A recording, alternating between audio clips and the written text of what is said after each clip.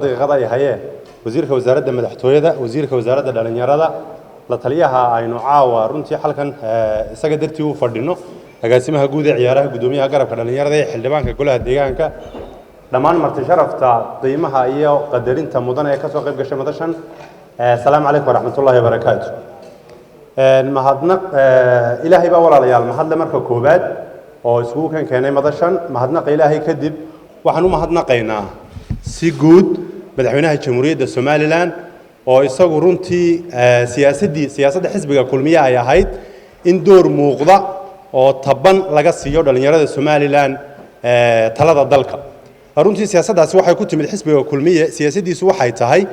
in qarankan curdinka ah looga faa'iideeyo aqoonta enerjiga iyo xoogga ku jira dhalinyarada Soomaaliland taasoo saamaxaysa in aynu double speed ama speedka hore ugu soconno runtii waa siyaasad wanaagsan haddii aynu dib u yara jaleecno isbeddelka guud ahaan qarankeena ku yimid 7 sanadood ee madaxweyne Siiraanyo uu talada dalka hayayna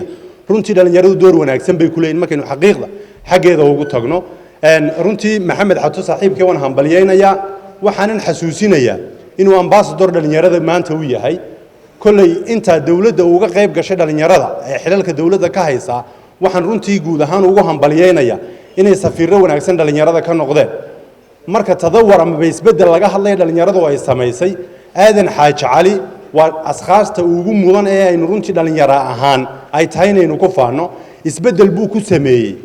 garsoorkii guud ee qaranka haddii aynu eegno agaasimayaasha guud ee hay'adaha wasaaradaha dawladda jooga haddii aynu eegno wasiirada runtii dawladdu min idigu dar sadaamo haddii aynu eegno dhalinyaradu doorka ay ku leedahay horumarka ama isbeddelka inta leegay dawladdu sameysay runtii waa siyaasad xisbiga u taala intii hore madaxweyne Siiraanyo doorka ka siiyay xisbiguna imika wuxuu aaminsan yahay inteedii inuu ka siiyo waa sawir iyo humaag xisbiyada kale ay bixiyaan dhalinyarada afarta ay isbarbar wadaan ay isbarbareeriyaan laakiin xisbiga kulmiye walaalayaal principally mabdi'iyan buu aaminsan yahay in qaranka looga faa'iideeyo awoodda iyo aqoonta iyo enerjiga dhalinyarada ku jirto walaalayaal waxa muhiima oo aynu runtii u baahannahay inaynu sida Chinese-ka u shaqeyno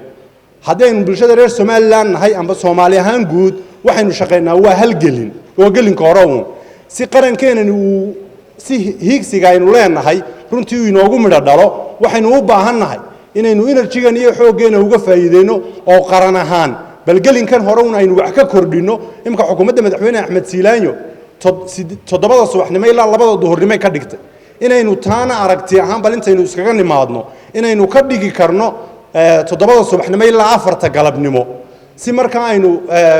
good service providers aynu u noqono qarankeena uu runtii uga midho dhaliyo hiigsiga hamiga aynu leenahay aad iyo aad baad u mahadsantiin garabka dhalinyarada xisbiga kulmiyana runtii aad baan u bogaadinaya xataa saaxiibkeena waan u ducaynaya waxaan leeyahay